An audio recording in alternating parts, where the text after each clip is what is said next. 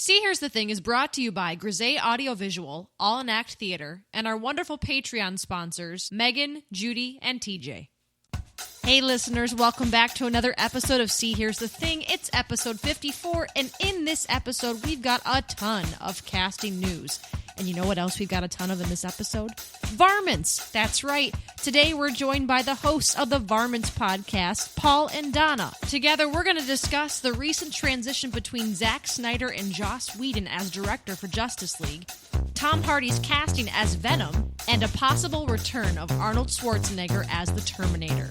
Sit back, relax, and please buckle your seatbelt because episode 54 is about to take off right about now.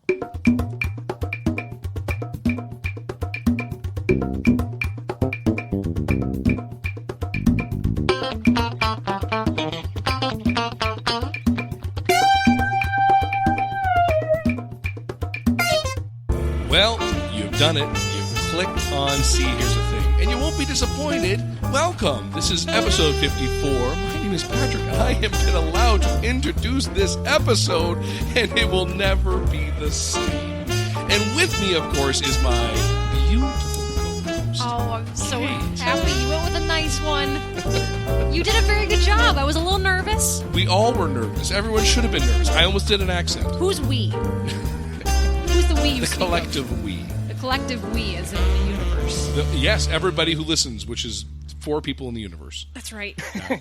Oh, there's somebody laughing. I heard him. There he is. We've been joined by unknown people. Excellent. We'll go ahead and introduce them. Well, we actually know these people. Today on the show, we have Paul and Donna from the Varmints podcast. Hi. Hi, guys. How's it going?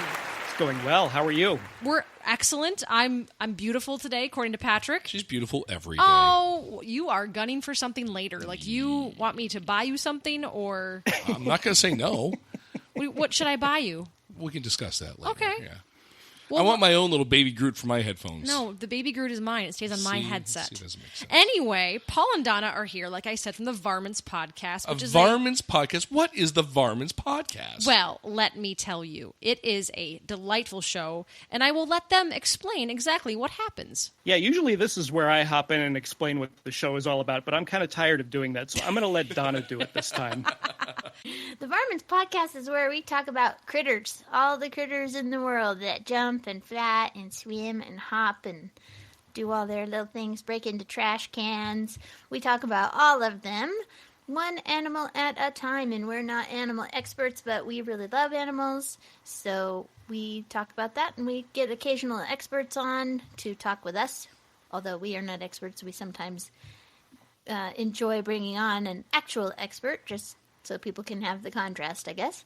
And we release every single Thursday morning weekly, and we are part of the Blazing Caribou Studios Network. You can find us all the places that you listen to podcasts, and if you just search for us on Google at Varmints Podcast, you will find us. So that's who we are. Fantastic. And we always wind up talking about if we're going to eat that animal or not in every episode. And how smart they are. And how smart they are. And how in pop culture. Yep. Yeah. Okay, now tell me the two of you. How do you know each other? Or how did you two become to do this? Okay, so I started the podcast last year, and I had a co-host. His name was Paul, too, so that was kind of fun. It was like 2 guys named Paul who don't know anything about animals. And he had to leave because his wife had a baby, and he had a lot of stuff going on in his life. And so I didn't know if I was going to continue the podcast or not, and I decided that I was going to keep doing it because it was so much doggone fun. I would just have to do it with somebody else. And I hopped on the Slack channel for Blazing Caribou Studios, and I will never forget this. At 12 o'clock p.m., I said, hey, I lost my co-host. I need a new one. And Donna, I kid you not, at 12:01 replied and said, I want to be a part of this thing. So couldn't really ignore that. That's awesome. Yeah. I think I said, pick me, please pick me, please pick me. And geographically, where are the two of you? I'm in Colorado. I'm in Denver, Colorado. Well, Aurora, Colorado, to be specific. Ooh, Colorado. But yeah. And I am in The Rockies. The Rockies. I am in Bonita Springs, Florida. Ooh, so you're saying that there's a way to get on the Slack channel for Blazing Caribou to ask for a different host? Whoa. There are ways to hire other Let's people. just nip this in the bud right This now. is interesting. Tell me more. I'm just kidding. I'm just kidding. Well, we have been so excited to have you guys on the show.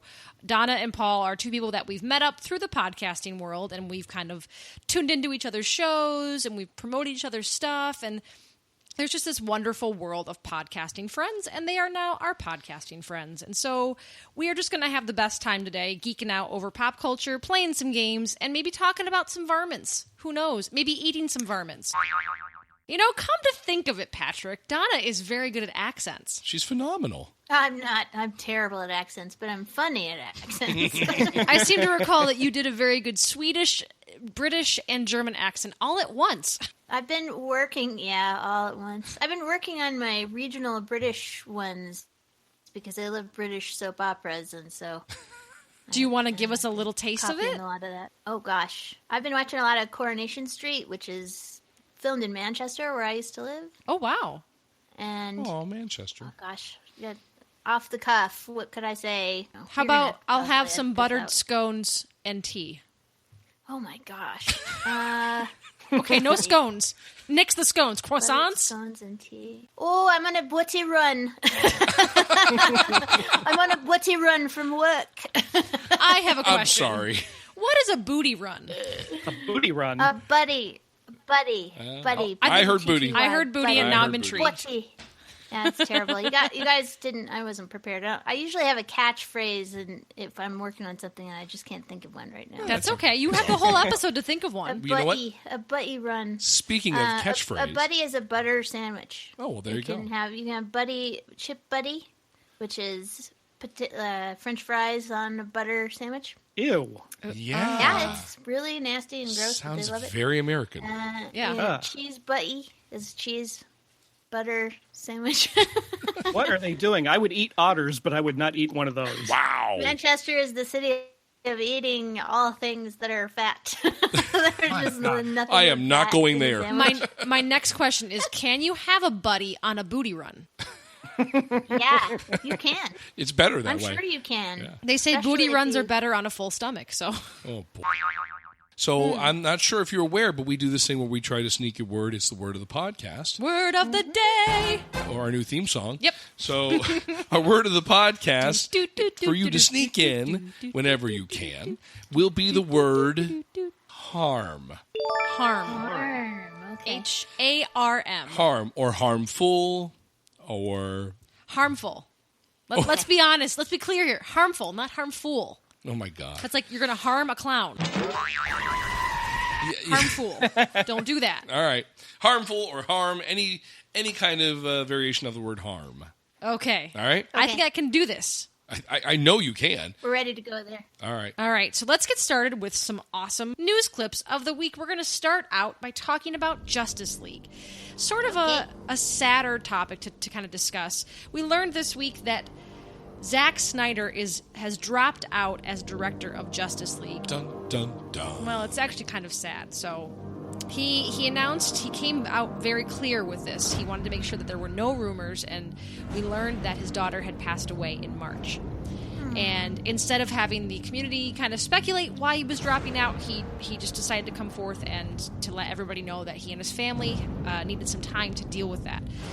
So in place, Joss Whedon has now stepped up to be the director of Justice League. Did you say Will Wheaton? I did not say Will Wheaton. Sound like you said Will Wheaton. No, not the guy from Star Trek. Okay, all right. Joss Whedon, who has done of all the different film projects he's been in. I know him from Buffy the Vampire Slayer, primarily. He was involved with some of the Avengers movies. He's done Firefly. So this is a great pick. It's a very sad piece of news that we kind of have to deal with. But Justice League was kind of already in post-production. So there wasn't a lot that was left to do. Some people were a little worried that he was going to change it a little bit, but really he came out and said, I'm just following through with his vision. I'm not trying to change anything. It sounds like that they're going back to do some reshoots, and in the reshoots he said it's the same characters, just different scenes, and it's not like he's trying to re-envision anything. So that's really kind of sad. Yeah, but how great It is sad, but I feel sorry for him, but at least the franchise will get some decent dialogue. Yeah, that's true. Oh, terrible thing to say, but How great that somebody was next up and they stepped up and they carried it on. Paul, what do you think about it? Well, I think it's fine. A lot of people were like, "Oh yes, Joss Whedon's going to save this franchise." So I just, Age of Ultron is all I have to say to them, because that was not so great. So just see what happens. Well, it was funny because Joss Whedon was actually already a writer in the project. Oh, okay. And the studio even offered to push the movie back, push the release date back, and Zack Snyder said no. He said, go ahead and go forward with it. I need to step out. And he also said that there was a time where he was dealing with his grief and thought, I just need to keep working on this to kind of avoid it. And then he finally decided that he just couldn't do that. All right, so what do you guys think? Do you think that in the credits that we're going to see his name at all? Do you think the movie's going to be dedicated to his daughter? What do you think is going to happen there? I think Joss Whedon is going to fire the guy who's Aquaman, and he's going to hire Lance Bass to come in and redo all the scenes, and then he's going to put him in the old 70s, like, orange and blue uniform. If he does that, he'll be dead to me forever. Can that happen? So Donna, are you Jason Momoa? So you're a big Jason Momoa fan? I am, and I'm actually a big Aquaman fan. Oh, cool. Okay. So, Aquaman I spent years being told that my love for Aquaman was stupid, but it isn't. And you only have to read the comics to see why. Not to jump too far. He commands all of the things in the sea, and he killed all the demons from the weird dimension of weirdness, and it was great. I learned something today. Tell us. Donna and I have the same favorite DC Comics superhero. Mine is Aquaman as well. Oh, that's cool. Well. I had an Aquaman lunchbox as a little kid. I had Aquaman underoos. In fact, you're still wearing them. I love Wonder Woman too, but I don't know if Aquaman's my favorite. I think of that group, probably Wonder Woman is my favorite, but he is pretty darn close. So. I think actually Kate and I have the exact same favorite as well. We do? I'm almost positive we do. Count of three. Here we go. Wait. What your favorite? What your universe? Absolute favorite. The Justice League. Your absolute favorite. I'm sure it's the same. I'm sure it's the same. I got it. It's the same. Okay, go. Wait, 1, 2, 3. Wonder Twins. Oh, come on. Seriously? Really? No, I knew he was going to say Wonder Twins because they're not in Justice League. Oh, dear God. No, mine would be Batman. Batman's all right. I grew up with the animated series. The animated series, and all the movies, even though they weren't stellar. I grew up with Adam West. I did too, kind of. My grandmother would play that, and I'd watch it. And but Kevin Conroy as Batman was kind of my first real Batman, and then the of course my favorite Batman movie, Batman and Robin. Tonight's forecast: a freeze is coming. I'm with you. I like all the Batman stuff. I'm with you. I like Batman. He's great. I do. I'm with you, Patrick. The Justice League is pretty darn cool, man. Thank you. Thank you, Paul. Yes, I'm an Adam West guy, too. Yeah. Me too. He taught me at a very early age that you could be kind of middle-aged and have a bit of a gut and still be a superhero. That's my goal. That's my whole goal. Really cool gadgets. So, Patrick, you're halfway there. Yeah. And I can also walk up the side of the building if you turn the building outside. Let's go. Let's go try it. Let's prove a point. I'm with you. I think Batman was great. I think one of the things that could save the franchise if they need saving is to have somebody go in and rework that color palette. The Justice League comics were just never that dark. So it's true. Aside from the Dark Knight, but they're like, we're going to take the Dark Knight color scheme and use it on every product that we ever make until eternity. That is a good point, and it's a good note to bring up that Donna is. Are you a graphic designer? Is that your official title? I am. So I she am. deals with all these different types of colors, and it's interesting that you say that because I wouldn't look at it that way. Like I don't approach movies that way, but hearing you say that now, I'm like, oh yeah, they really kind of do use the same sort of hues in throughout each movie. They couldn't afford lights. Well, that's why the Marvel franchise, that's one of the reasons that people think the Marvel franchise does so much better in the movies, is because it's aesthetically more appealing. There's more diversity of color. The color palette is more superhero-y. Yeah, it's true. Wow. That's actually fascinating. You could write a book. Yeah. No, I don't need to. I guarantee you there are books about this that are out there. Probably. We got some news this week about the Venom movie. Now, this is a movie that has, since it's been announced, been kind of criticized because, number one, they've said that Venom was not going to appear with Spider-Man, which was the obvious choice. We saw Topher Grace as Venom a few years ago. I believe it was the Tobey Maguire movie saga. And now we're getting a Venom standalone film, and there's not going to be any Spider-Man with him, which is kind of weird to think. But then the tables turned this week because it was announced that Tom Hardy was cast as Venom. And now everybody's losing their poop. Remind me who Tom Hardy is. Oh, you know, Patrick. You know who Tom Hardy is. Tell me a few of his movies. No? I'm getting the biggest stare right now. Hardy Brothers. It was a bunch of teenage boys that did they did detective work. Yes, that's it. Yeah, okay. It's going to be a very young Venom. Tom Hardy.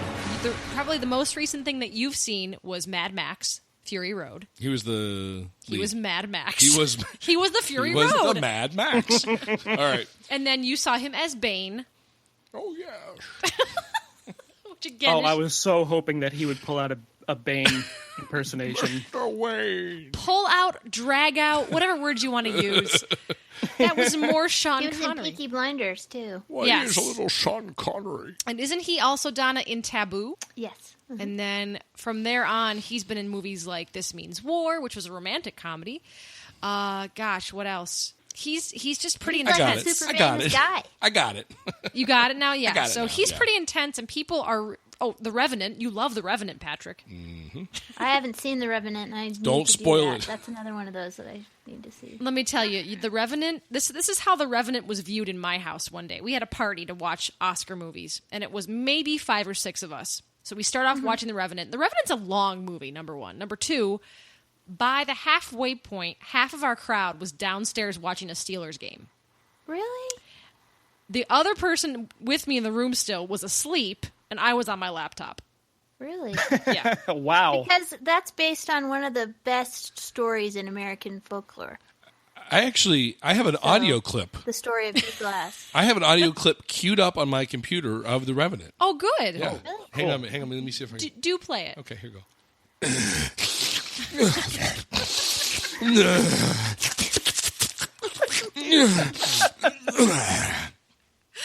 That's it.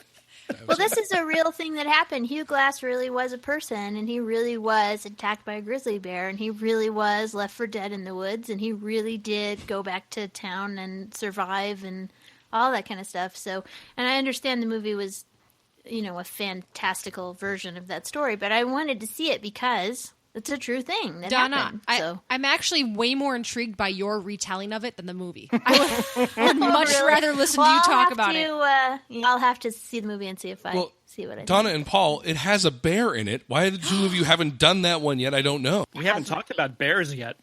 I don't have money, so I don't see movies. Well, you know that the bear portion of the film, it's a very famous part of the movie because I don't spoil anything when I say that Leonardo DiCaprio fights a bear.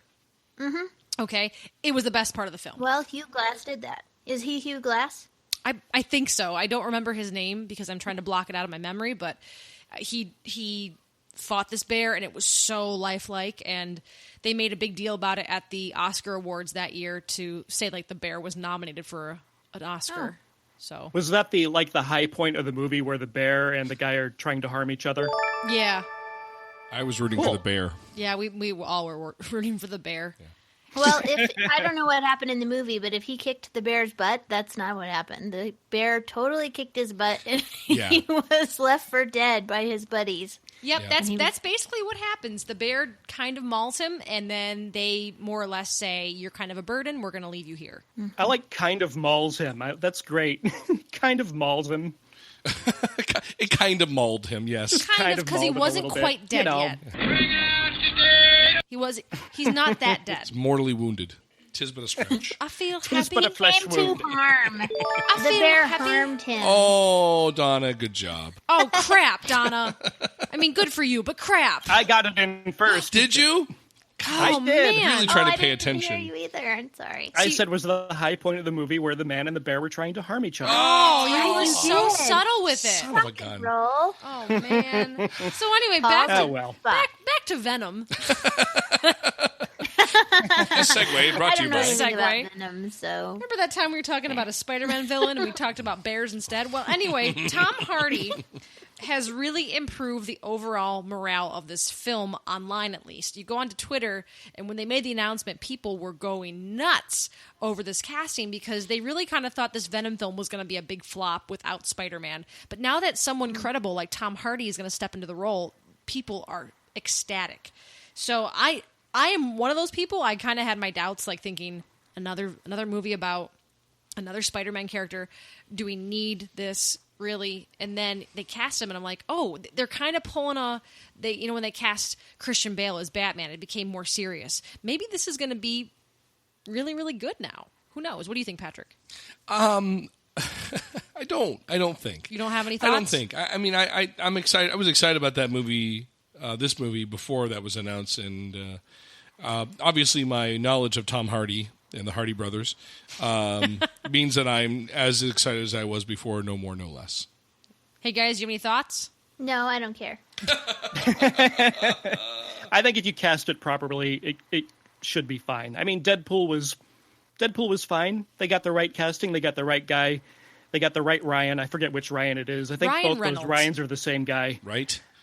But yeah, they got the perfect casting for Deadpool, and that movie did fine. And Tom Hardy, it should be fine. Why not? Here's a little trivia. Okay. Tom Hardy played Bane in the Batman movie, and in the comic books, Bane's power source is called Venom. What? That is true. Yeah. I forgot about that. You know where you can get a good glimpse of that Venom in Batman and Robin. A fixer-upper. Yeah. But way, dude. I don't think the casting of Tom Hardy is going to harm the franchise at all. Oh, Would you I did it now again. you are just gloating. Just showing off. It'll take me another half an hour to still get this word in. So, well, I've got some more casting news, which I'm going to get to after our break. But What? But there's so much more to talk about. there is, but we got to take a break when we come back.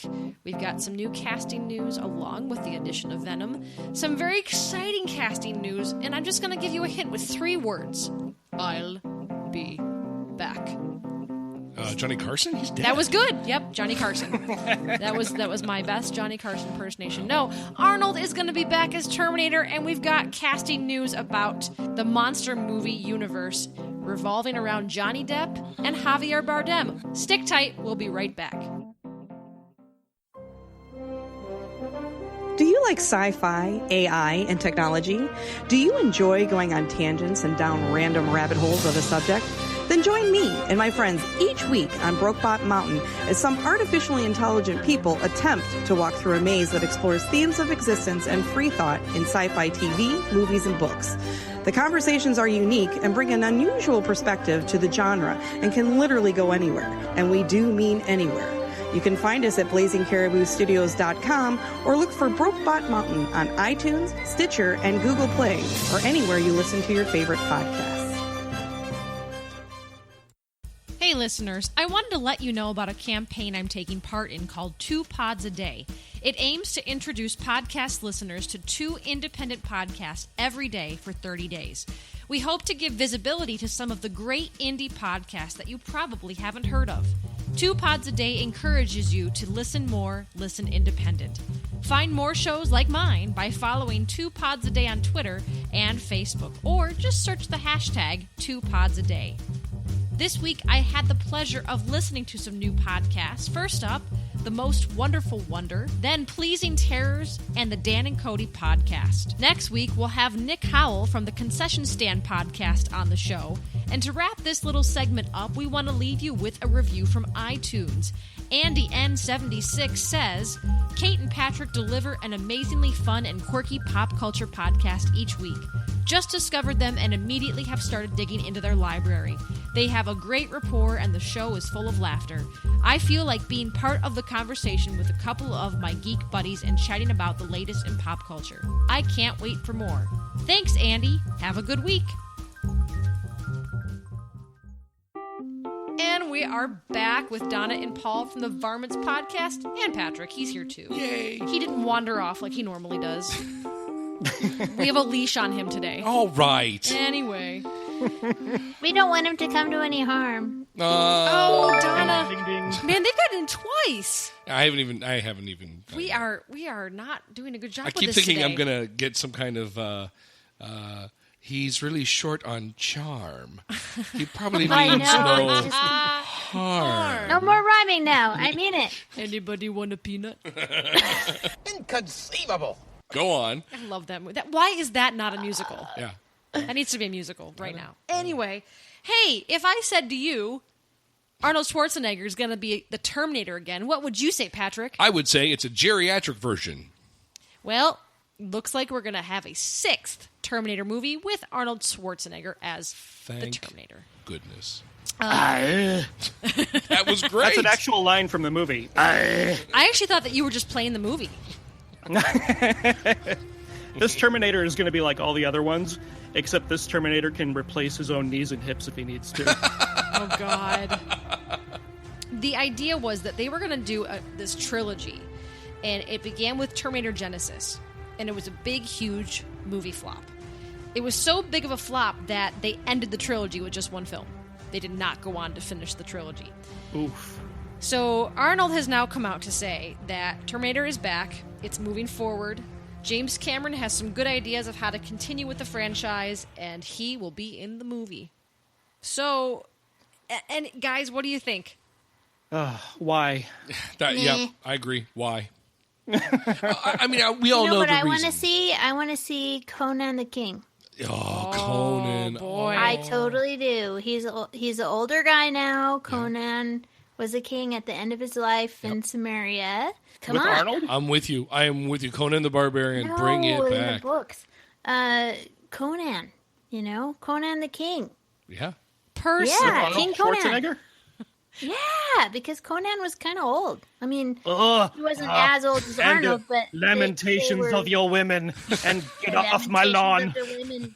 Yeah. Guys, I think we're overlooking another missed opportunity here. Why can't they bring him back as Mr. Freeze in the next Batman movie? I hate to keep harping on Batman and Robin because it is a cinematic treasure, but oh my God, that we should look at that movie for a new podcast. A new podcast? I mean, no, not a Batman My and Robin based gosh. podcast. No, I mean that actually it's a great idea. It's a horrible idea. Oh God, I'm sure somebody's doing it. it's probably out Oh, there. yeah, really? Yeah, I know. There's Someone's doing it. Patrick, you'll get a kick out of this because you know I love this film and you think I should hate it, but there is a podcast out there dedicated to Super Mario Brothers the movie. That's funny. Gosh. That's really funny That's and horrible. unsurprising. One of my nostalgic movies I love and that people love to hate, but whatever. Terrible. So No, my opinion is I don't care about the Terminator, and I want to see more Conan movies. And it's okay if Arnold's old because, it's a different time and people have hard lives. And so even if Conan isn't quite as old as Arnold is, he would probably still look pretty similar because hard life and all that. So, yeah, it's going to be like a Logan. I want more Conan. Yeah. Maybe- 11 o'clock on TBS. Maybe we'll finish off the series where Arnold Schwarzenegger finally, is gone for good. Like Finally Logan. finds love. He's like old man Logan. Yeah, finally finds love. And so the hand at the end of the film going to the lava pit is not a thumbs up. It's the I love you symbol. Oh, spoiler alert. So, yeah, spoiler alert, he falls in love. Don't mean to ruin it. We have insider information about There you this go. film from our good friend Jimmy Cameron. Jimmy. Jimmy Cameron. Yes. JJ Cameron. Well, apparently the rights don't even go back to Cameron until 2019, so we won't even see this film until 2020. Where are the rights now? They're hiding. They're in the lava pit Oh, dear. with Mr. What? Schwarzenegger. I don't even know what movie franchise made that movie. What studio made that movie? That's a good question. I don't know. Oh, well. No big deal. I want the new Terminator to have like metal things coming out of his arms with like little tennis balls that are cut up and stuck to the bottom so that he can get around easier. He has a little walker that folds out. Yeah, exactly, and shoots like fire or something. This whole podcast is full of casting news this week. I don't know how I did it, but I planned all of these casting notifications. Johnny Depp is on everybody's lips nowadays. Sure he is. Sure he is, because he's been a bad boy. He's got a new movie coming out. It's a little-known movie called Pirates 5. Don't know if you know about that.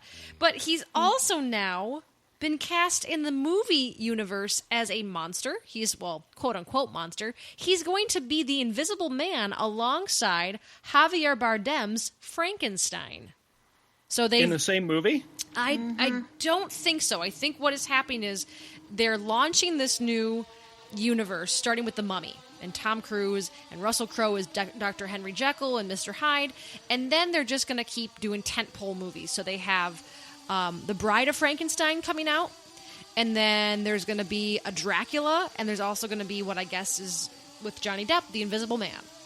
And actually, Johnny Depp as the Invisible Man has been in a lot of movies. Yeah? Yeah. Okay. Can't see him because he's invisible. That's true. He's so slick about it. He never wants to be billed. He's been a cameo in a lot of movies. You'd be surprised. I would be surprised. Yeah. I am actually... Johnny Depp, I don't know. He's been in the news so much lately for negative things that I get to a point with celebrities when I hear enough negativity that I kind of tune out from them. But with Javier Bardem, who I loved in Skyfall as the bad guy, this is going to be awesome. This is going to be awesome. And he was really funny about it online. He was saying how, oh yeah, my head's so big anyways, they don't even need to do any makeup on me. I'm just going to walk up to the set and be fine. So he was joking about it. I was just looking at the promotional pictures and seeing 3 old guys and 1 extremely young woman. Yes. And I was just done. I was like, I don't care. I don't care what you do. I'm not watching your thing. Yeah, get angry.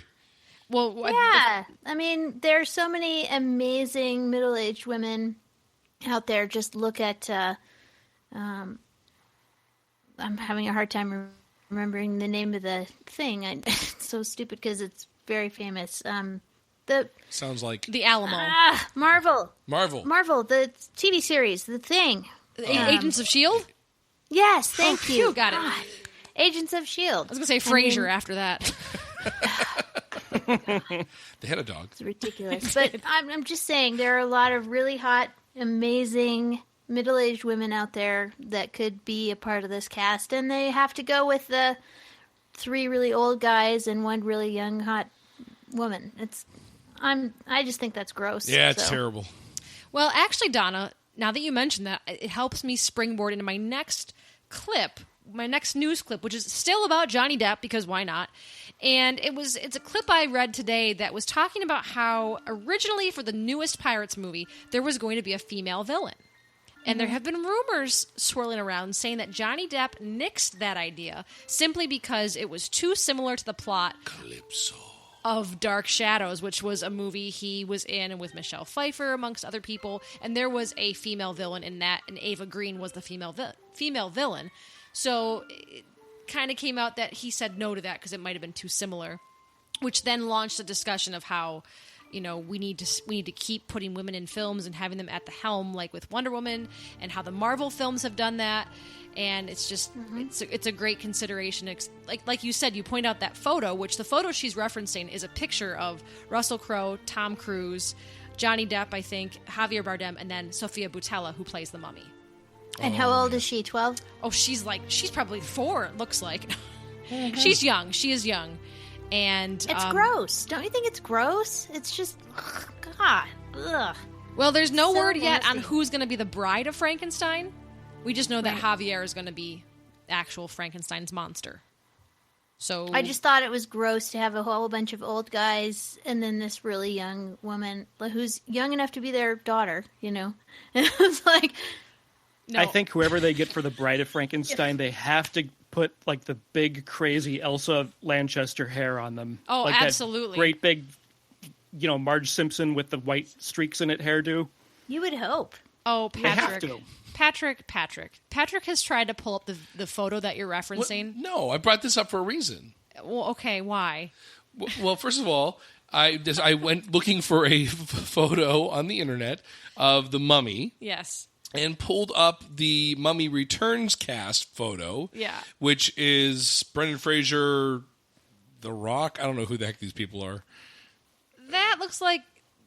Is that The Rock? Yeah. It looks like The Rock. And basically, it's four old guys. Billy Zane. Four old guys and a beautiful woman. Yeah.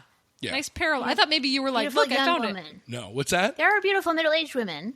It's just I'm not they never disagreeing make with you. It these just seems like shoots. the Mummy seems to be kind of stuck in this. Spectre was awesome for that reason. Sphincter. It's not Sphincter. Spectre.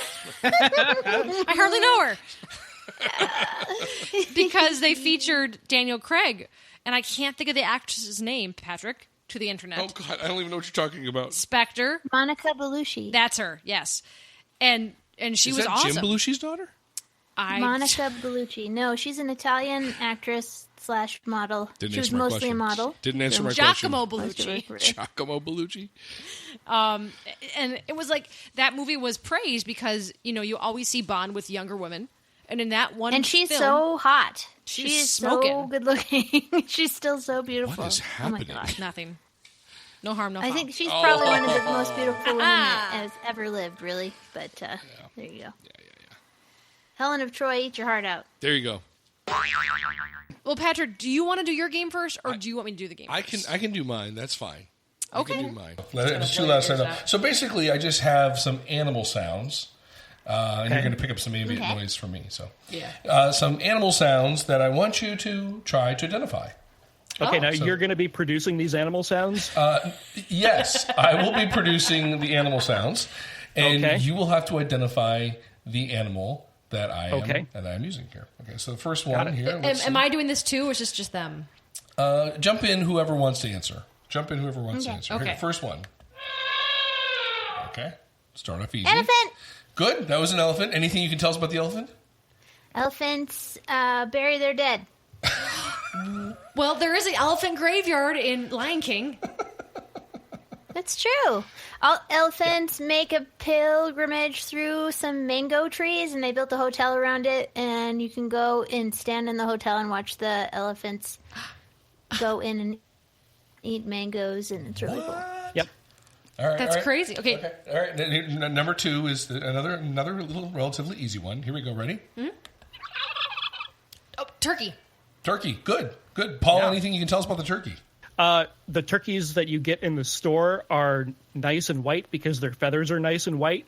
If you went out and hunted a turkey and plucked its feathers, it would be all brown and mottled looking and weird looking. And that is why, farmed turkeys are always white because it shows up in their skin. And nobody wants to buy an ugly turkey. Anything on their burial habits? They I bury- think they eat each other or just ignore each other when they're dead. I don't think they have any particular habits when they die. You know, Can you just see it like two turkeys being like, "Hey, Bob, what's going on? What's Steve doing over there? Don't worry, he's dead. Just ignore him. Yeah, pretty much. we're Turkeys eating are dumb. Steve. We're I eating don't even Steve." think they would be like, no, he's dead. They'd be like, he's not moving. I don't know. Take his stuff. Take his stuff. I get the Xbox. Here we go. Here's the next one. You ready? And now, here with an unlimited supply of misinformation is Mr. Know-It-All. Oh, Rocket J Squirrel. Thank Oh you. crap! Yes, Rocky and Bullwinkle. Very good. Anything you can tell us about Rocky? Rocky is the smart half of Rocky and Bullwinkle. Excellent. All right. Okay. This is turning it. I was not planning on this, but I He like was in a this. boxing movie. And now here's something we hope you'll really like. And that was me. That was me. I did that. Hey, Rocky, watch me pull a rabbit out of my hat. Yay! Again! Excellent. Awesome. Excellent. All right. Here is the next one. Are you ready? Yes. Mm-hmm. Jaws. Jaws. Jaws. Jaws. Jaws. Jaws. Jaws. Good. Yeah. it Actually, Jaws. that is me after eating at Chipotle. Excellent. All right. This one's a little more tricky. You ready? Okay. Oh my gosh! Nemo's swimming out to sea! It's a squid. It's not a squid. It's an anemone. It's not an anemone. Do you guys know? Do you even know what that's from? It's from couldn't Nemo. hear it, I'm sorry. Octopus. You couldn't hear it? Oh, sorry. It's a bucktooth bluegill. A bucktooth You're making this from up. Nemo. You're making this up. Possibly. Oh, here it is. Oh, yeah? I couldn't hear it very well. Oh, I'm sorry. We'll have Kate turn it up a little bit there. Oh, yeah. Yeah, if they can't hear it. No. All right. I love Finding Nemo. All right, let's see if you can get this one. This one's a little tricky. You ready? Yeah. Mm-hmm. Did you hear that? I know what it is. Was that Pikachu? No, that wasn't That was Pikachu. a Pikachu. I know what it is. Hang on. I know. That's me drinking scotch.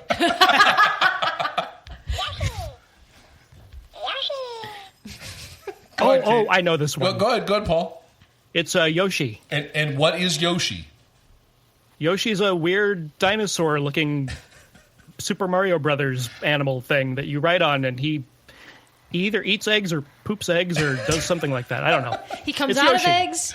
He goes into eggs, and he's a part of that. He's a Yoshi. He has a small That's the kind of cameo in animal he is. that wonderful cinematic classic Super Mario Brothers. Trust the fungus. All right. Okay. Anything else to add? Pikachu. Yeah, there it is. All right. That's the happy sound that I make when I have a nice glass of scotch. You make a lot of sounds when you're drinking scotch. Yeah. All right, here's the next one. Ready? I live for the simple things, like how much this is gonna hurt. Do you hear that? Did you hear that?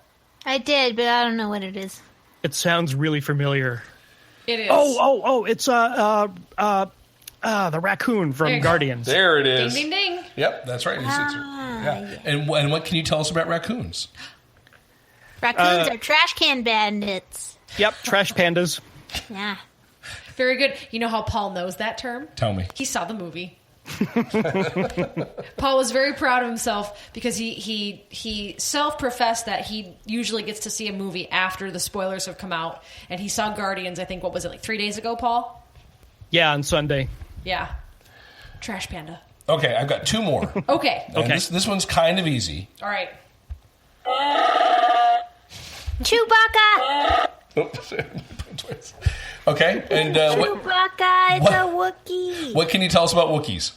Wookiees live on the planet Kashyyyk, and they are well sought after by the Empire for slave labor because they're strong and stuff. And Chewbacca, he got rescued by Han Solo, and so he owes him a life debt. And so that's why he hangs out with him all the time. And yeah, they're really cool. And Chewbacca is amazing. And Oh, and in the books. Oh my God. If we ever needed a sound clip, there is the best sound clip. I'm going to take that from this podcast. I'm going to put it on my phone as my ringtone. Just Donna describing Wookiees made my entire day. Oh my God. Now, number one, I didn't even know that you knew that much about Star Wars, Donna. And this is why he should have killed Kylo Ren, because of the life debt. It shouldn't have mattered that he knew him as a kid. Yeah. So See, they he, broke their own canon. He needed to shoot that guy right in the face. Rip his arms off. so you're saying because of the debt he has that no one should be able to harm As a Han life debt. Solo. That's right. Because he's not a human, he's an alien. So they should have, you know, even if he didn't end up killing him, if they were like, we got to keep him alive because we want him for later because he's such a compelling character. You know, he should have at least tried. That's all I'm saying. So, Donna, do you like Chewbacca? I love Chewbacca so much. Paul, anything to add from this wonderful description? Oh, I can't top any of that. So no, I'm good. All right. Chewbacca's awesome. All right. Do you want me to ruin the magic? I can ruin the magic. Sure. Yes. Sure. The sound effect of Chewbacca's voice is an elephant's call slowed down. It's not Peter Mayhew actually making that sound. He's just a very talented voice actor. No, if you take an elephant's trumpeting and you slow it down a lot, that it sounds like a Wookiee, and that's how they got that That's sound. fascinating. It's a relatively easy sound to make though, with your mouth and your throat. I'm surprised that it wasn't an actual person doing that. Yeah. I think maybe later he's trying. it was, but in the original film, that's how they got the. Interesting. Cool. All right, so I've got one last one. Oh, okay. I thought it was time for my game. No, I've got one last one. This is actually the hardest one. Okay. This is the hardest one. Ready? Mm-hmm. Gosh, something wrong here. That's good. All right, so that is Goofy. So what is Goofy? Goofy is Mickey Mouse's buddy. He's a dog, but he talks and he walks on his hind legs, and they all wear gloves. But if he's a dog, why does he need Pluto? I do not know. These are all mysterious questions that can only be answered by the Disney overlords. My next question for you, too, because this is something that you deal with, would Goofy be something tasty to eat? No, because I don't believe in eating dogs. So, very nice. Very nice. This well podcast played. is sponsored by PETA. Oh, dear God, no. We don't eat dogs because dogs are our friends. They don't eat your friends. Dogs are friends. Fish not are friends, food. not food. They're friends, not food. That's right. That's how it is. Yep. Tell you what, we're going to take a little break again. And when we come back, I've got one more game for our guests that we've been working on all day. Patrick has no idea what I'm talking about. Never do. Basically, friends, to suffice it to say that the Xbox came out with a list of backwards compatible games for the Xbox One and the 360, and we're going to take a deeper look into some of those titles when we come back. Hey, Kate. Hey, Patrick. Hey, guess who's here? Who's here? David Mitchell. Wait, isn't that guy from Alan Act? No, All in Act. Hey, he's here to tell us about his schedule. His schedule? Like what he does every day? We want to know his BMs. Oh, I have two. And I mean number 2. Dave's here to talk about his upcoming schedule for All in Act. Hi, Dave. Hi, how are you? Good. Tell us all about your spring schedule for All in Act Theater. Our spring schedule has some really great stuff coming up. First of all, we are opening in April 28th to May with Ken Ludwig's fantastic, hilarious farce, Lend Me a Tenor, followed by our student production in June of William Shakespeare's classic Romeo and Juliet. I hear that's a comedy. Oh, well, I'm sure it has funny moments. What else are you guys doing? Oh, well, we're following that up in September, October with Sleuth, followed by The Crucible by Arthur Miller, and we're ending the year with Ray Cooney's hilarious farce, Tom, Dick, and Harry. If anybody wanted to go find out more information about All in Act or the upcoming productions, where might they go? Oh, you might go to www.allanact.net. Not Allen's Act, Allanact, ALLANACT.net. All in Act Theater is located at 652 West 17th Street in Erie, Pennsylvania. $1 of every admission is donated to Community Shelter Services and helps Erie's homeless. We are located at 652 West 17th Street, Erie, PA. You can also get us at allanact.net. To date, we have raised over $39,000 for Erie's homeless. That's fantastic. You can also find All in Act on Facebook, Twitter, and Instagram. And they are also proud sponsors of See Here's the Thing. Erie's best entertainment value. Theater lives here. And we are back once again. This is episode 54. We are still joined, they have not left, Paul and Donna from the Varmints podcast, and we have another game for y'all today. As I said before the break, the Xbox recently released an updated list of all the backwards compatible games for the Xbox One and the 360, and I happened to notice that there was a few titles that were kind of strange, and so I'm going to ask our guests today to kind of give me an overview of what these games are about, because they sound so gosh darn interesting. So, Patrick. Okay. The first game I have for you, the name of the game is Age of Booty. This is a older game? Well, it's a game that once was made for the 360. Now it's backwards compatible with the Xbox One, so you can play it. So what is the Age of Booty all about? Age of Booty. Yes, this is a classic title. Yeah. Patrick, this is really underrated. No, actually, I used to play this as a kid. Okay. Oh, okay. Yeah. My parents just let me do whatever I wanted. Age of Booty. Booty. Let's Age be of clear. Booty. Booty. Not Buddy from Manchester. Thanks, buddy. The Age of Booty. Of course, just as it sounds. Age of Butty. That'd be quite a Age name. of Booty. Maybe I'm saying it wrong. Yeah. No, I think you're right. I think it's Age of Booty. Booty, okay. Yeah. So basically what happens is the game masters have developed this game where they show you different shapes, sizes, and actual pictures of rear ends, and you have to guess the age of the human being attached to them. So a picture shows up, and it's male, female, doesn't matter. Who cares? Male, female. And then you have to, by the age of booty, determine what the age is. So it's kind of like chat roulette, but for booties. But, it's also not a live thing, obviously. That would be too difficult on the... But what if you have Xbox Gold? Well, the Xbox Gold gives you more texture. Oh, okay. Oh, my. More detail, if there's an age spot, that sometimes helps when they're determining how old the booty is. Paul and Donna, do you agree with his description of this game, or do I you... do, yeah. No, I think that's exactly what it is. Paul, any thoughts? I guess when I was growing up, I played Age of Booty too, because I had a vastly different game in mind. See, the Age of Booty game that I played takes you through time, starting with like the caveman days, and then you have to like build and grow your civilization all the way up to the space age. But it's kind of like Dance Dance Revolution. So the way you do this is by shaking your booty. So you actually put your motion controller down the front of your pants, and then you follow the directions on the screen, and you shake your booty, and then you advance your little civilization. It's Dance Dance Revolution meets Sims. Yes, exactly. Okay, all right. Yeah, I like that. That's really good. Shake your booty, shake your booty. It's got a theme song. All right. Well, that's interesting, guys. Our next title. The Age of Booty. Are you going to tell me what it is? Nope. Age of Booty. That's not part of the game. That's not part of the game. You're the expert. Okay. I'm taking your word as gold. Okay, So all right. the next game that is being backwards released is Boom Boom Rocket. Boom, boom. Yes, this is a classic title. It's really underrated. Oh, do tell, Paul.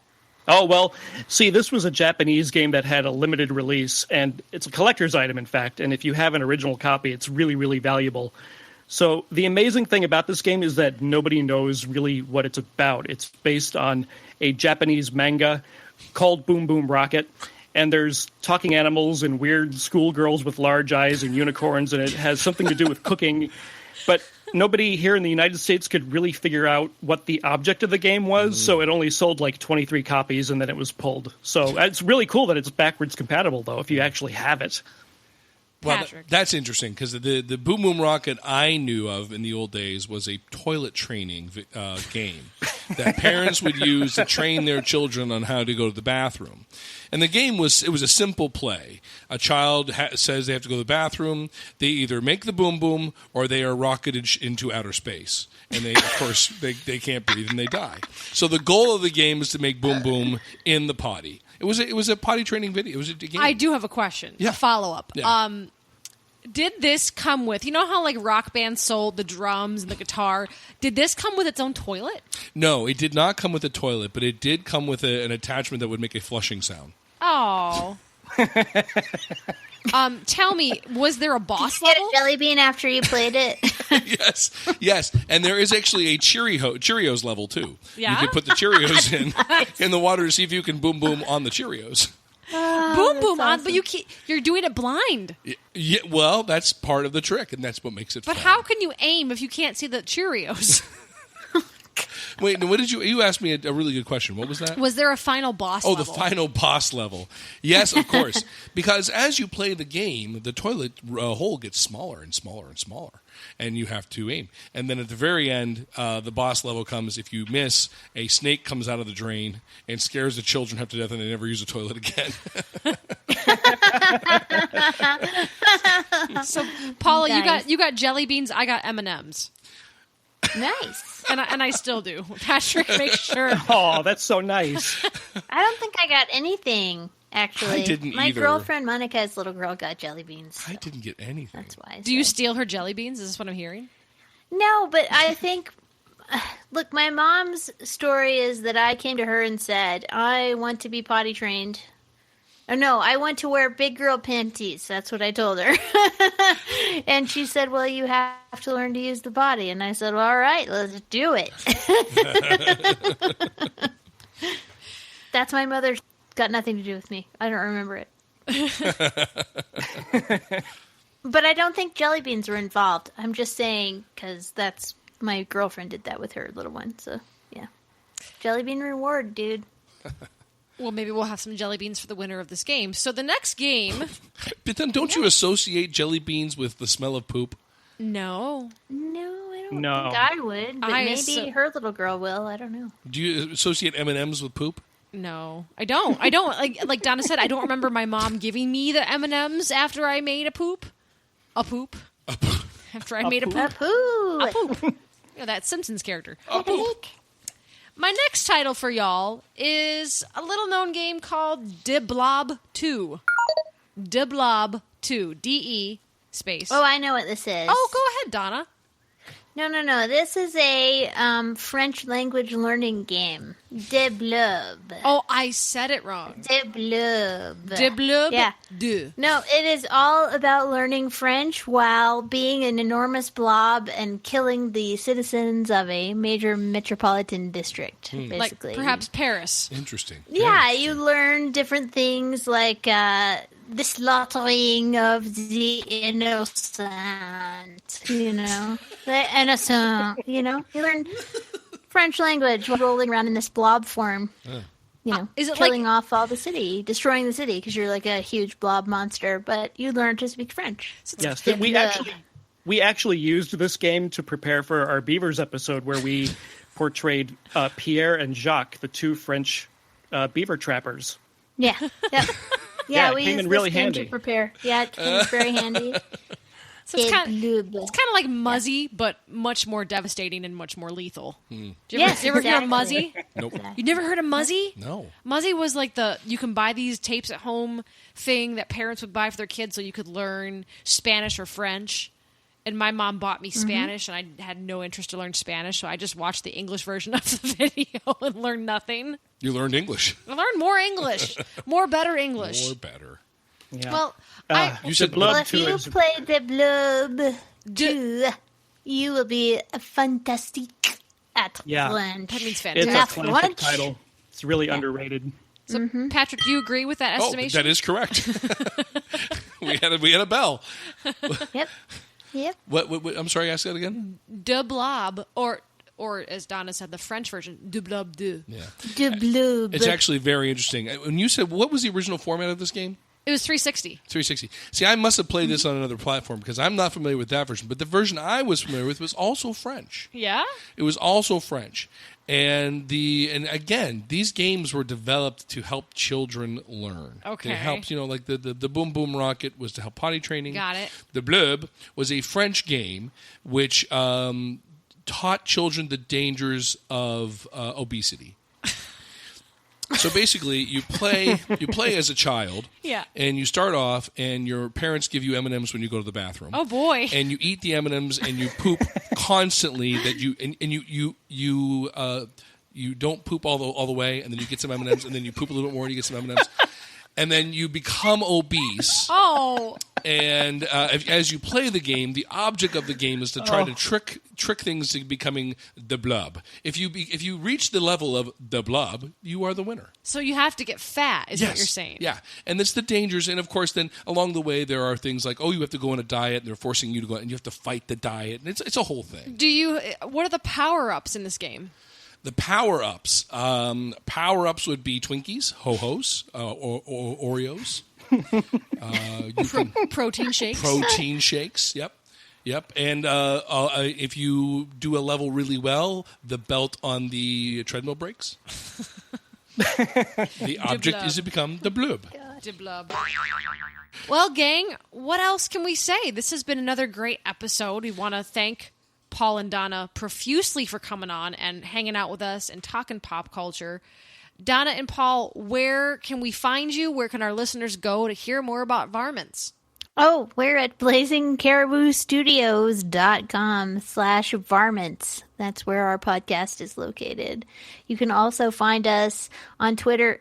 What's our address? At Varmints Podcast.